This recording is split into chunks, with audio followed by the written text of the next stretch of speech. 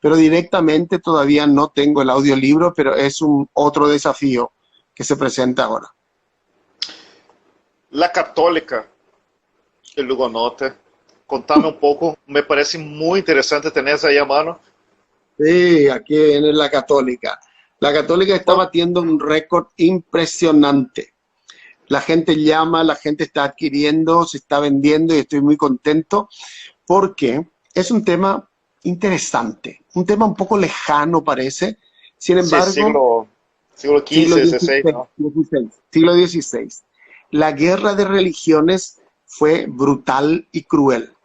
Y a mí me llamó mucho la atención ese tema, ¿por qué?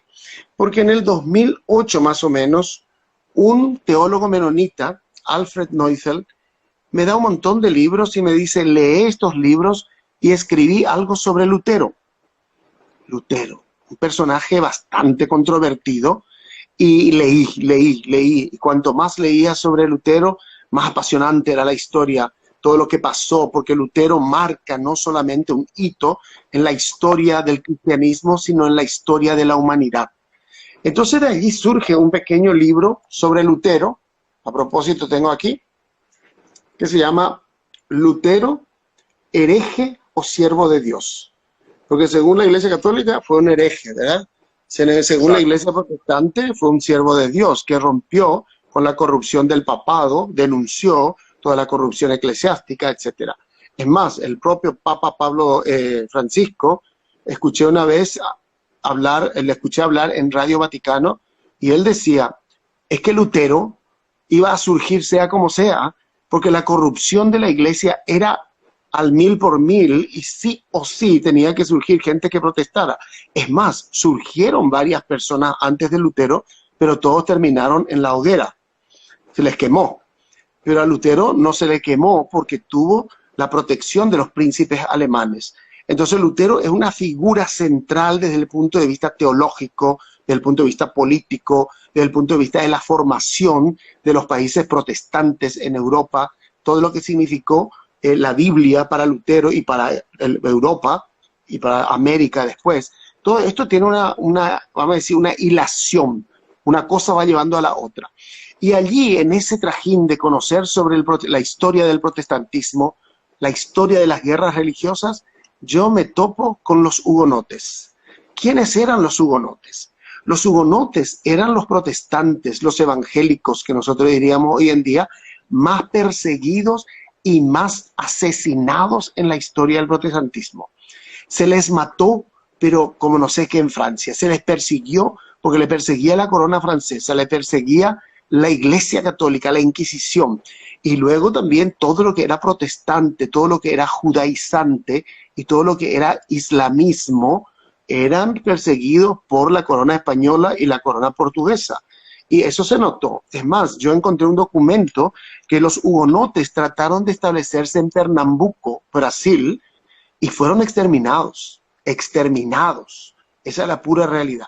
Entonces, este drama de la humanidad, porque es un drama, es un Claro. crimen de lesa humanidad que se cometió en contra de estos evangélicos cristianos, no eran Protestante. partidarios del diablo como se les había marcado con eso.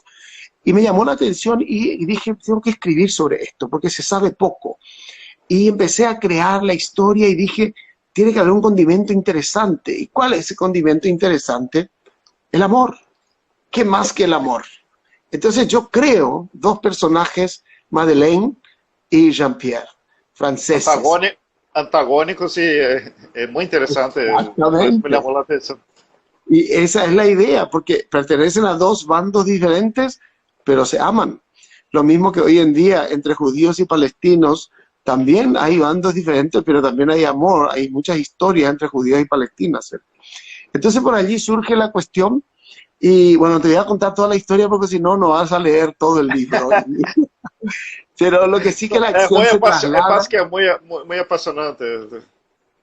Bueno, se traslada la acción de Francia a Sevilla, que era el centro del imperio español en ese momento.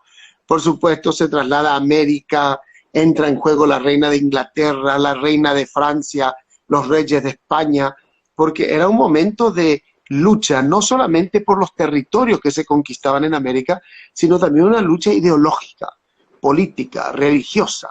Por eso que nosotros tenemos América del Norte protestante y de Centroamérica para abajo católica, y bueno, y vimos los resultados. Los países protestantes progresaron.